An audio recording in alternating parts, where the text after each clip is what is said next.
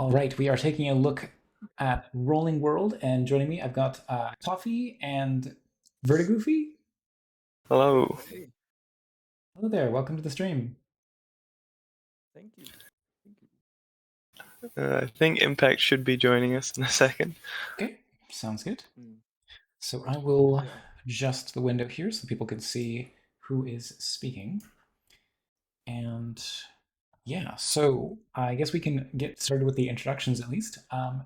Coffee, would you mind talking a bit about your background in game development and your role on this project? Yeah, sure. So, I've been interested in game dev probably since I was a kid. It wasn't until maybe 2 or 3 years ago that I actually got into it and downloaded a game engine. Yeah, so I've just been working on small projects on and off, and this is actually our first game jam. Awesome. Yeah, our only other experience in game jams is the two of us did a practice jam just 1 month before. Yeah, we just like randomly generated a theme for it. Mhm. And we gave ourselves 48 hours. I think that's a great idea. Like the the actual pressures of a real jam don't become apparent until you give yourself that short timeline. You have to realize like, oh wow, everything has to be done, everything has to be submitted, everything has to like not crash, all those Yeah, important things. 100%. Like I'd say our practice jam kind of burned and crashed, but now you can see that it paid off. Yeah, we learned so Okay, and there much. is Impact. Hello? Welcome to the interview. How are you doing? Hello. Excuse me, I didn't catch that. Oh, sorry, I was just saying welcome to the interview. How are you doing? Oh, I'm feeling just fine. I lost track of time a little bit. No worries, no worries. We're running just ever so slightly behind because of the like four back-to-back-to-back interviews today, so we'll push the end of the stream a little late as necessary. Mhm. But yeah, I want to make sure everyone gets their time to talk. If it is possible, Impact, I've got your Discord boosted like 100, 200%, but if there's any way you can boost things on your end, that would really help. I can just move my microphone closer. So Okay. But Vertigo Fee, could you talk a bit about your background and role on this project? Yeah, so can you hear me? How's Mm, my similar audio? problem. Is there any way you can boost the volume on your end? Uh it is 4:30 in the morning, so I can't talk super loud. The other thing I can do is Um, I can boost everyone and then turn down coffee. Okay. okay. I'm currently like wearing my headphones sideways Okay. with my mic as close to my mouth as possible. all right, how is this? How is this? That's much better. Well, and then we lost Impact. Oh, hang on. There we go. Impact, you're back. I pressed general by accident. It's okay. It's okay. It's okay. I think I'm keeping an eye on the levels, and someone in chat will have to let me know how this is sounding. But I can hear everyone pretty close to level at this point, so we'll just have to roll with that. But yeah, so Okay. Vertigo V, go ahead. Sweet, yeah. So, pretty much identical to Coffee. We are high school friends. We met in like 8th grade, and we're currently in third year uni. So, we just, yeah, pretty much the exact same story. Like, we worked on that jam together, first jam ever. Um, we learned a ton from it. It was a really good experience. And then we did this A lot one. of both of our experiences just working on our own platformers, coincidentally. So, Yeah. yeah. He's been working on a Metroidvania for the past 2 years, and I'm just making a regular precision platformer that I've been doing for the past year. Nice. All right, and then Impact. Can you talk about your background in game development and your role on this project? I mainly took care of the graphical things, side of things like sprites, animations, and all that. I don't have that good of a history with Kofi or Verdi. I'm all the way in Poland. I'm not even in Australia. I met Verdi about half a year ago or something, and it's never been like an idea that we would work on something together so soon. In terms of game development, I've only had my fair share in fan games, mostly. Also doing just graphical things. Uh, also primarily animations, I had worked on a mod for Lisa the Painful called Brad Has a Pain that is out. You can play it. It's free to download. Obviously, it is a mod. And past that, I came to this jam, first jam ever as well, and just worked with these two. Nice. All right. And then how did you actually come up with the idea behind the game? So, we have a friend. Is it okay to name drop him?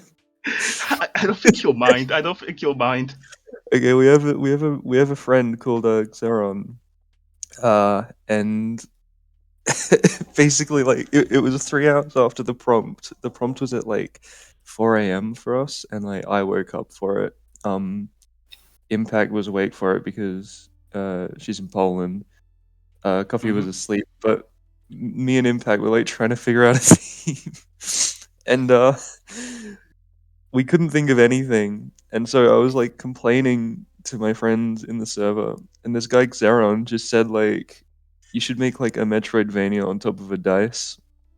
And like No, we no, didn't end up he asked making it. us if either of us know Fez and just do that, but with a dice. Yeah, basically. And that But is yeah, pretty much what Rolling World is. it was completely not our idea, basically.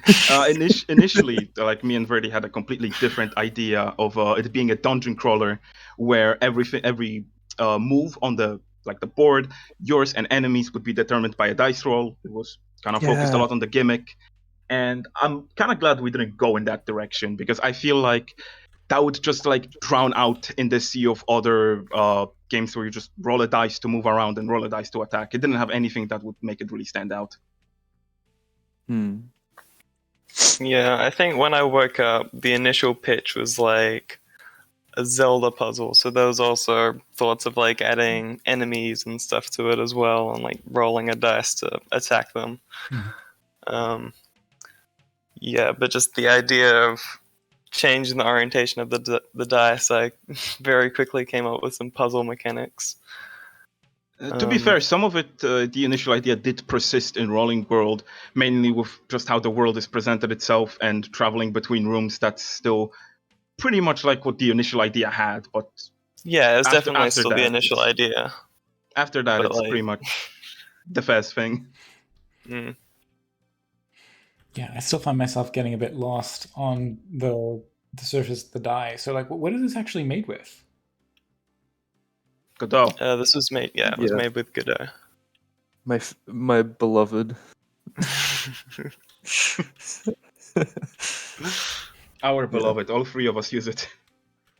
I love Godot so much.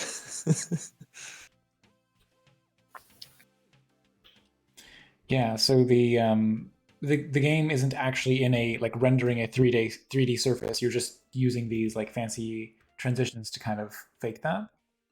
Yeah, exactly. Yeah, I've got. Man, it's probably the worst thing I've ever made. So, I have kind of like a maths background, whereas Coffee has more of a game design background. So I ended up working on like the under the hood stuff on how the dice world actually kind of works, and then Coffee took over later with the level design. Not that he wasn't doing anything while I was doing that, obviously, but basically the way the dice works is it's just 6 rooms that teleport around. I have like a big list of like when you like spin a die, okay, the front face goes to the left, the right face goes to the middle, the top and bottom face stay the same, and the back face goes to the right, and the left face goes to the back. And like Yeah. just so many like lists of where these things go. And I remember I had to like go to my siblings super into Dungeons and Dragons, and I had to go into their room and steal one of their dice to have in front of me, and I sat there for like 2 hours just spinning it around, figuring out how to rotate it manually. And what all the rooms do is they teleport around to the sides of the room that you're currently in, and they're like squished to like a line. Mm-hmm. So in the room you're currently in, there's like a really squished room on the top and on the side and on the bottom. And when you walk into that room, Huh. it like stretches that room and squishes the room you were just in, and then Oh my teleports them all goodness. around a bunch. And that Yeah, caused we so actually, many bugs. yeah, we ran into a lot of issues because of that. Primarily the physics, Mm-hmm. because rigid bodies in Godot do not like being moved manually. So we had to recode a lot of the objects and make them kinematic bodies.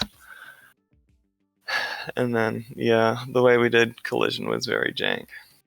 I think one of the biggest issues that came out from the way the rooms are handled is sometimes it was like two specific rooms. I think if you would enter with the dice like faced in a specific direction, it would Mm-hmm. make the player teleport on top of the exit, loading the next level while loading the room you just entered at the same time. Yeah, I see. Because Yeah, it's a result of the actual, like, because you're actually compressing all the level geometry into that tiny space, you end up like touching it for, Yeah, well, long exactly. enough to Pretty trigger much. the yeah, collision. exactly. That's a And fun that's I just problem. did something we actually ask completely overlooked. Mark if he ran into any issues after he played it, and he said that he was completely fine, which is very The lucky. worst part is we found that bug about 2 hours before submission time. Yeah, And yeah. we were just crying in that voice call, hoping everything will be okay. Oh my goodness. Yeah, we could not fix it. Oh, hi Doom Man in the chat. Hello. Hello, Doom Man. I think That's one of cool our Shoutouts to Doom friends. Man. He's the coolest guy ever. That's, oh my god. Yeah. Oh my goodness. Um, yeah. So the I see. I'm supposed to be like moving this pink block off in this direction, but yeah, it is very difficult to sort of mentally keep track of how stuff is shifting on other faces of the cube, and like I'm kind of just going like room to room, trying to see where I can go, but oh my goodness. Like, so what was the actual approach to the level design here? Um, so I do know that it is confusing to like visualize this 3D dice. So the way that I tried to combat that, I guess, is that generally speaking, either it doesn't matter which way you rotate. Mm-hmm. So like you could go. So in these earlier levels, the only rotation you really do, right, is go up, left, down, right again, right? You just have this very small loop around a corner. And I teach you in the second level that just rotates the face you're on by 90 degrees. And that's essentially all you need to know to solve the vast majority of the puzzles. And if you can't visualize that you want it to go clockwise, you can just go counterclockwise 4 times, Yeah. and it works out. Or 3 times, yeah. I think that's like on top of the fact that yeah, you have to think about how the gravity is going to carry things, and like no, that doesn't work at all. Oh my gosh, I think I'm stuck on like what is this, like the third level of the game? Yeah, you're very close. Yeah, You're like one step away from beating it. you pretty much got it. There's just like No, one little thing you messed up there. Oh, you I shouldn't have retried. I had no No, idea. I I think just it's a big matter of perspective. If you have like the room flipped the wrong way, it's a lot less obvious.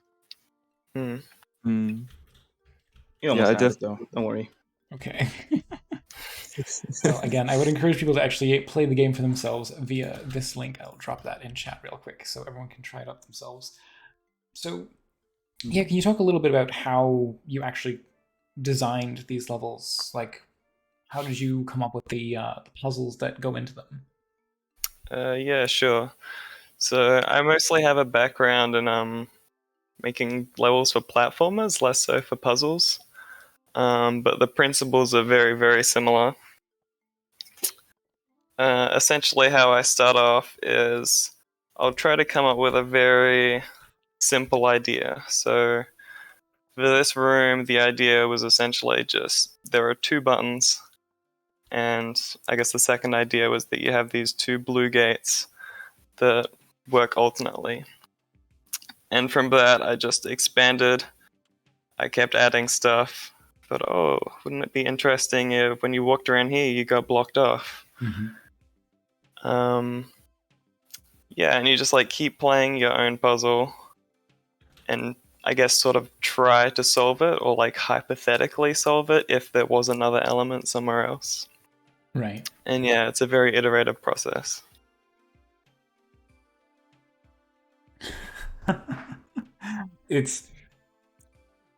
I know that there are mechanics that are supposed to be like it's just not clicking with my brain. So I'm sorry that I'm not doing a very good job of showing it off, but hopefully everyone gives it a try themselves.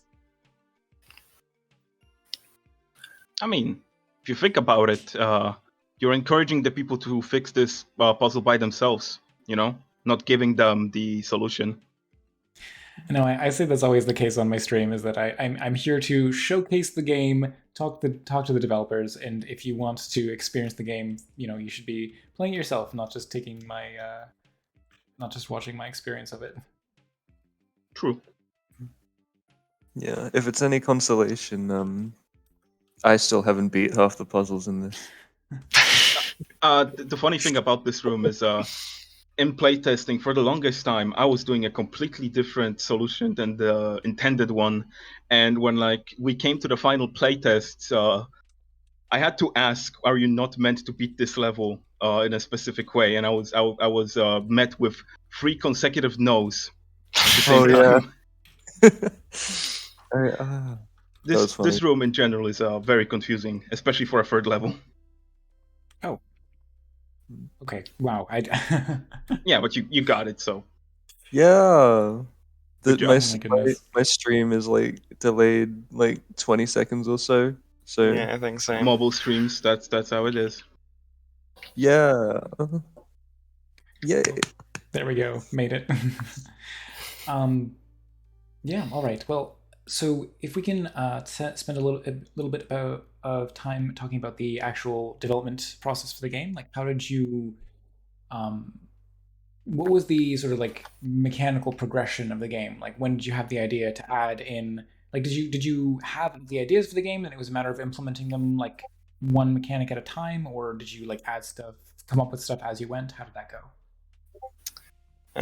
So we sort of had the whole plan at the very start.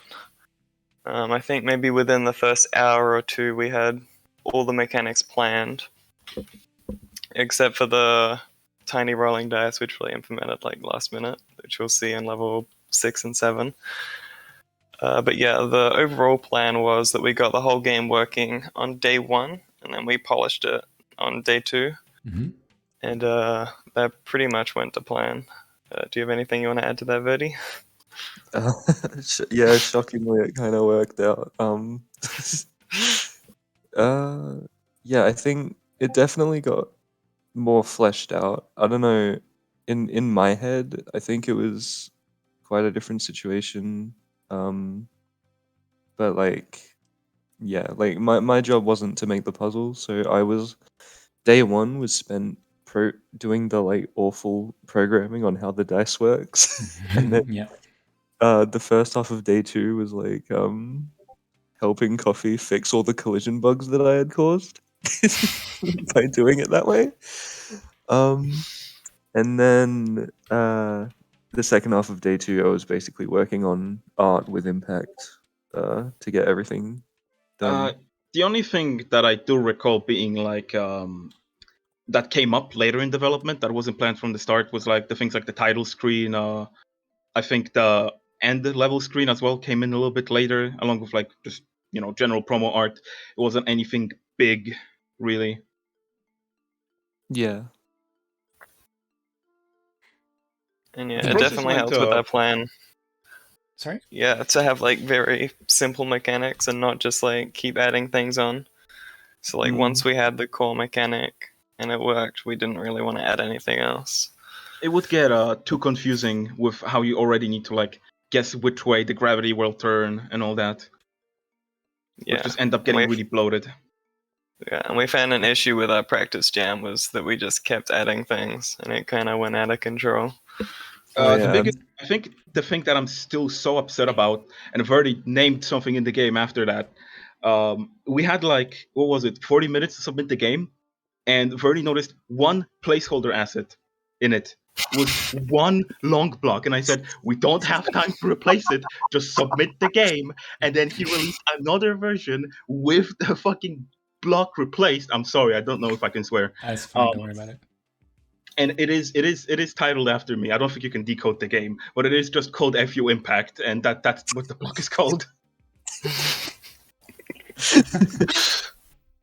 I think that block also didn't make it into the final game. I think It we ended up didn't. rolling back to It did.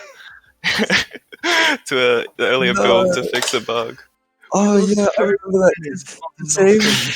That's right. Because the same. I didn't separate the commits, so yeah. Because I pushed the FU impact block at the same time as I pushed a fix for like a visual bug that happens in like level 7. Mhm. That also happened to like crash the game, so we had to roll it back. I'm pretty sure Yeah, that we was had the a one lot of that last minute renders the issues. level multiple times. Yeah. Yeah. Well, that actually didn't get fixed until after the jam. Okay, listen. Nobody encountered it, so we can say it got fixed. Yeah, we got really Yeah, funny lucky. story. We had a bug that only appeared like 1 in 6 times you played the game. Oh my god. So Mark said our game has no randomness. Oh, it does. He just didn't run into it. You just didn't run into it. You didn't run into the 1 in 6 chance to break your game. My god. Yeah, definitely. I think our position on the leaderboard was very, very lucky. Yeah. Yeah, there are a lot of factors involved. I was shocked that we ended at the 12th spot, especially since this was our first game jam. I remember hearing obviously were congratulated a lot, but I was really shocked to not see three other of my friends actually participated in this. It was Zizha with Gimiko, who Mhm. won in the top 5.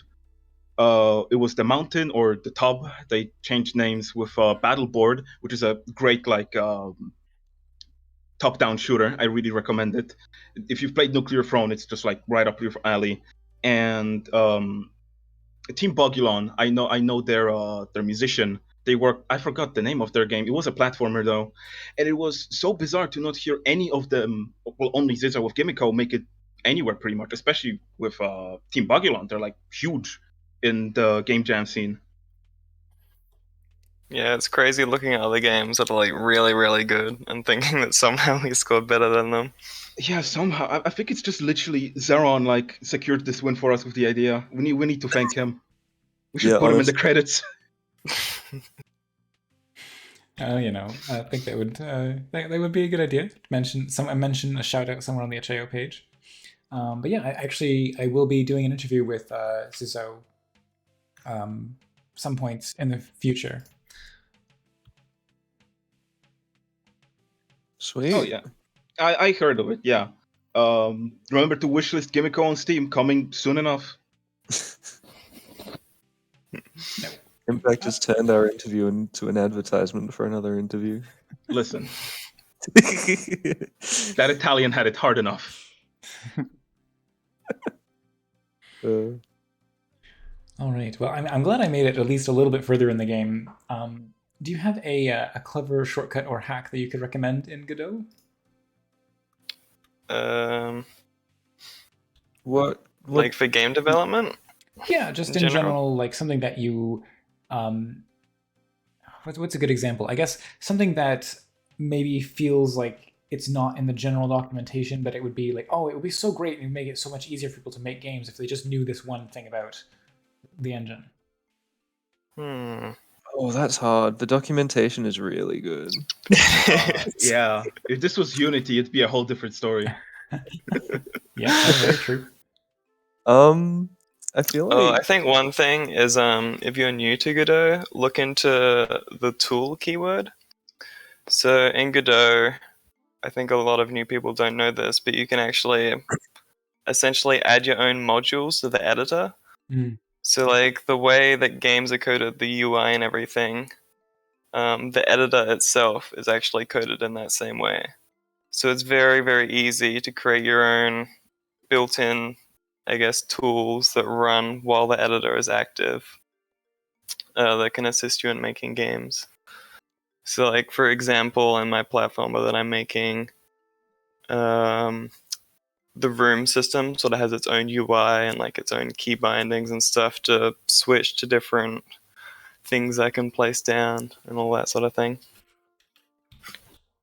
Yeah, it's a very good point. It's just like make modifications to the tool as necessary so that you Yeah, exactly. make development easier for yourself. All right, yeah, I think that's a great suggestion. And if anyone has any questions in chat, now would be the time to ask them. But sorry, did anyone else have anything they wanted to contribute to that previous question? No, I was just gonna say that's I pretty much agree with Coffee. That's Not in about particular. I'm still and learning Godot myself, so I don't really have that many things I can say. Okay, that's totally fine. But yeah, so how about, are there any other projects or things you'd like to plug? Any other social media channels where people can find you on? Not really. You can plug my itch.io page. We'll eventually be updating this game, hopefully. Yeah, when these two get time. You can plug my Twitter. It's already in the game, but that's about it. That's where I like post about, well, usually repost progress on games I'm working on currently. Like Right. If you have any links or anything you'd like to drop in chat, please feel free to do so. I've grabbed a link to your itch page, Coffee, and I can grab. The Twitter link isn't on the itch.io page proper. It's in the game. it should be, Yeah. and it's in the title screen. Hold on, let Okay. me get it. Where do you want me to send it? Oh, you can feel free to just drop it in the Twitch chat, or you can send it Sure in the thing. Discord chat, and I can repost it. Yeah, sure thing. I guess the only project I would plug currently is Guadalupe's Bogus Iliad. That's something I'm working on currently, also in graphics. It is an absurdist RPG, but an adventure of a man named Juan, who was really unfortunately named, in his quest to kill the president and traveling through the entirety of the U.S.